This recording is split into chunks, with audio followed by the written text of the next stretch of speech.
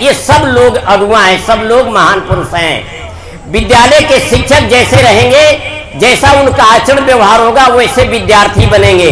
मुझे याद है सदगुरु अभिलाष साहब जी, जो इलाहाबाद वाले हमारे पूजनीय गुरुजन हैं, गुरु थे, वो एक बार गोंडा जिले में आए थे। शंकर भगत, आज यहाँ भजन गाए, वहाँ एक शंकर भगत थे। सदगुरु कबीर आदर्श विद्यालय की स्थापना उन्होंने किया था। आज भी संयोग से हम लोग एक विद्यालय के प्रांगण में स्थित हैं।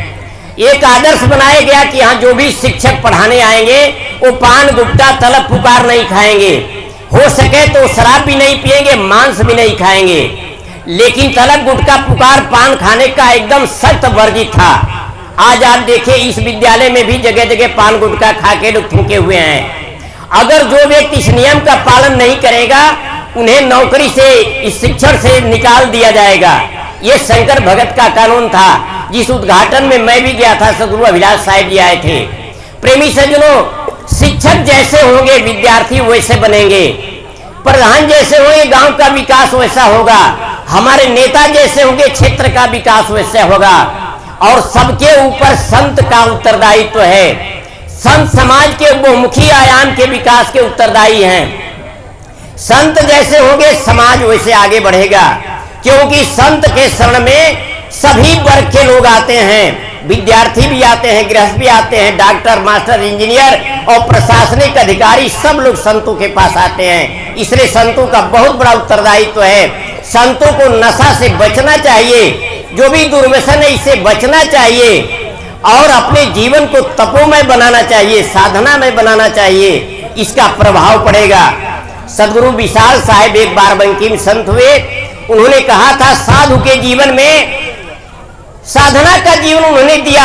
दो जीवन मेरा है, एक गृहस्थी का जीवन है, एक साधना का जीवन है। यह साधु संत आए हुए तपोभूमि है। उन्होंने कहा जे हित त्याग कियो सब हिन को नाहिन ताकर यादा। जिस हित के लिए हमने त्याग किया है सबका, परिवार का सब कुछ त्याग करके साधु हुए, उस हित का याद नहीं है आज। उसको याद करना चाहिए किस लिए हम साधु बने।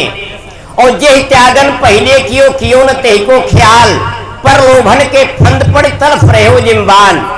जिस हित के लिए हम साधु बने, साधना जीवन में आए, वो आज भूल गए हम और प्रलोभन के फंद में पड़ करके बालक की तरह से तरफ रहे हैं। प्रेमी सज्जनों, इस साधक को याद रखना चाहिए कि हमारे जीवन का उद्देश्य क्या है, हम किस लिए साधना में आए।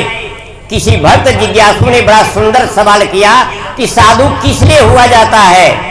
उत्तर दिया किसी बड़ी संत ने कि आत्मनो मोक्षार्थम जगत हिताय च, अपनी आत्मा के मोक्ष के लिए और जगत के हित के लिए साधु हुआ जाता है। अपनी साधना से रहेंगे तो हमारा अपना कल्याण होगा। हम अच्छा आदर्श समाज के सामने रखेंगे, अच्छी शिक्षा देंगे, अच्छा उदाहरण पेश करेंगे तो समाज का कल्याण होगा। ये दोनों उत्तरदायित्व तो साधु के ऊपर है। प्रेमी सज्जनों, इसलिए हमें अपने दोनों उत्तरदायित्व को बखूबी निभाना चाहिए। हम शिक्षा के तरफ, आदर्श के तरफ ध्यान दिलाए थे। एक छोटा सा उदाहरण दे रहे हैं। आज हमारे बच्चे कैसे बन रहे हैं, ये देख रहे हैं। टेलीविजन का जमाना आ गया, मोबाइल हाथों हाथ में आ गया है। हम इसका दुरुपयोग न करें, सदुपयोग करें। बहुत कुछ ज्ञान की बातें, शिक्षा की बातें टेलीविजन में भी आता है और मोबाइल में भी आता है। हम उसका सदुपयोग करेंगे तो हमारे लिए कल्याणकारी है। उसमें कुछ दुरुपयोग की चीजें हैं, दुरुपयोग करेंगे तो हमारा जीवन नरक बन जाएगा। हमें अपने जीवन को संभाल के जीना है, संभाल के चलना है। ये आदर्श कहाँ से लेते हैं? आज कोई छोटा सा बच्चा तलब गुटखा पुकार खाता, वो कहाँ से सीखा है? उसका विद्यालय कहाँ है? हमारा परिवार, हमारा ये गांव, हमारा समाज, हमारा परिवेश। बड़े लोग खा रहे हैं तो देख करके छोटे लोग भी खा रहे हैं, सीख ले रहे हैं। चाहे तलब गुटखा पुकार खाना हो, चाहे शराब पीना हो, चाहे जो भी बुराइयां हो, जो भी दिशा हमारी गलत जा रही है, इसका आदर्श समाज से ही मिलता है। अनुकरण करते हैं बच्चे। इसलिए बड़े लोगों के ऊपर बड़ी जिम्मेदारी है। सज्जनों, वेद व्यास जी ने एक और बात कहा, इस धरा पर तो अनंत प्राणी है, लेकिन सभ्य मनुष्य महान है। एक गोपनीय बात उन्होंने कहा, गुह्यम ब्रह्म तदिदम ब्रवीम, मैं नहीं मानुषात शेस्त्रम ही किंचित। जो गुप्त ब्रह्म है, जो गुप्त भेद है, उसे मैं कहता हूं। उन्होंने कहा जो गुप्त भेद है, गुप्त ब्रह्म है, उसे मैं कहता हूं। इसलिए गुप्त है कि समाज में सबके सामने कहने लायक नहीं है। सब नहीं बर्दाश्त कर पाएंगे, सब समझ नहीं पाएंगे। इसलिए जो समझदार व्यक्ति हैं वो समझ पाएंगे वह क्या है। नहीं मानुषात श्रेष्ठतरम है किंचित, मनुष्य से बढ़कर कुछ नहीं है। मनुष्य ने ही देवी देवताओं की कल्पना किया है, ईश्वर की कल्पना किया है, सारे विज्ञान का आविष्कार किया है, नाना कला कल्पना है मनुष्य की, तुम्हारा नहीं तो तुम्हारे अनुज की। हवाई अगिन उठ्यो तार गाड़ी, ऐसी करामात किसकी अनाड़ी। सारे मजहबों का को है आधारा, निश्चय किया कौन किसने पुकारा। सारे मजहबों का आधार इंसान है, सारे विज्ञान का आधार इंसान है। मानो तू है सबसे महान, तेरी प्रज्ञा रब की ओर से हैं बने प्रेत सुर असुर ईश। सब वेद शास्त्र मत पंथ कला कौशल का तू ही है महेश। तू ही विज्ञानी विज्ञान खान, तू ही मानो तू ही सबसे महान। तू ही विज्ञानी विज्ञान खान, ये विज्ञानी विज्ञान का खान है इंसान, सबसे महान है। फिर आज क्यों इतनी विपदा झेल रहा है, क्यों दुख दारिद्री में है, अपनी विपदा क्यों नहीं टाल पा रहा है। उसका कारण यह है कि उसकी दिशा गलत है। सही शिक्षा दी जाए, सही दिशा दी जाए तो उसकी दशा सुधर सकती है। संत लोगों का यही काम है कि व्यक्ति की दिशा को बदल देते हैं। जो दुराचार में लगा है, दुर्व्यसन में लगा है, कुमार्ग में जा रहा है, वो सदमार्ग में लग जाता है, सदाचार में लग जाता है, उसकी दिशा बदल जाती है, दशा सुधर जाती है।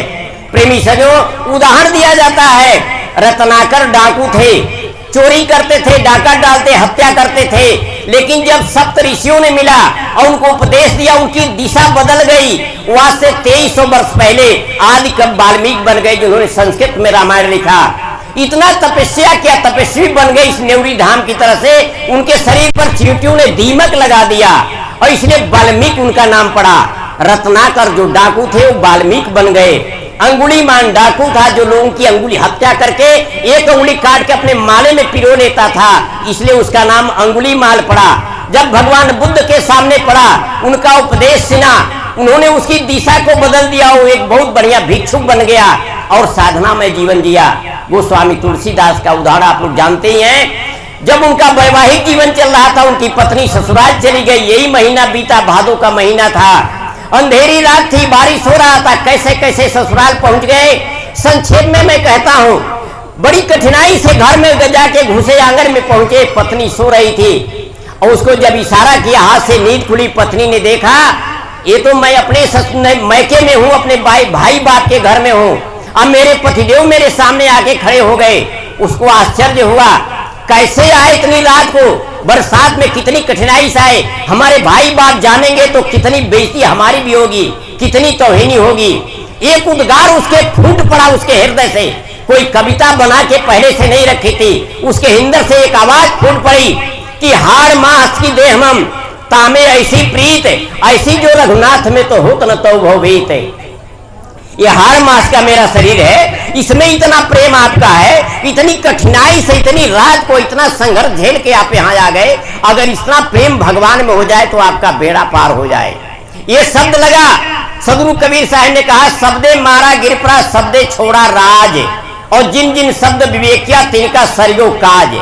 एक शब्द लगता है, आदमी संसार त्याग करके वैराग धारण कर लेता है, कल्याण के मार्ग में चला जाता है। और एक प्रेम का संबंध लगता है, शब्द माया मोह का लगता है कि वैराग से संसार में गिर जाता है, चल जाता है। तो शब्दे मारा गिर पड़ा शब्दे छोड़ा राज, और जिन जिन शब्द विवेक किया तिनका सरगो काज। जिन लोगों ने शब्दों पर विवेक किया, विचार किया, उनका कार्य सर गया, मने सफल हो गया, उनका जीवन सार्थक हो गया। इसलिए प्रेमी सज्जनों, हम सब लोगों की जिम्मेदारी है, हम स्वयं आदर्शमय जीवन जिए, अपने आने वाली पीढ़ी के लिए कुछ कर जाएं, कुछ छोड़ जाएं। सदगुरु कबीर साहब ने एकदम डंके की चोट पर कहा, कबीर कमाई अपनी कभी न निष्फल जाए, बोए पेड़ बबूल का तो आम कहां से खाए। बबूल का पेड़ लगाएगा, उसमें समय आने पर बबूल के कांटे और बबूल की फली निकलेगी, आम नहीं फलेगा, आम खाने को नहीं मिलेगा। आम खाना है तो आम का पेड़ लगाना होगा। इसी तरह हमें अपने जीवन में शांति चाहिए तो शांति के मार्ग पर चलना होगा। अपने जीवन को सार्थक बनाना हो तो साधना के जीवन में चलना होगा। कबीर कमाई अपनी कभी नहीं निष्फल जाए, कभी निष्फल नहीं जाएगी। जो विद्यार्थी बच्चा मेहनत से पढ़ेगा, IAS PCS की डिग्री पास करेगा, वो कलेक्टर जरूर बनेगा, नहीं बनेगा तो SDM बनेगा, ब्लॉक प्रमुख बनेगा, कुछ तो बनेगा, उसका परिश्रम व्यर्थ नहीं जाएगा। इस पर 2 उदाहरण मैं देता हूं, छोटा उदाहरण दूंगा। समय थोड़ा सा हमारा 2-4 मिनट पहले भी बंद हो सकता है, अधिक भी हो सकता है, इस पर आप लोग गौर करेंगे। प्रेमी सज्जनों, मैं कई बार कहा करता हूं, बहुत सुंदर उदाहरण है। एक बूढ़ा किसान अपने खेत में आम का पौधा लगा रहा है। राजा की सवारी उसी रास्ते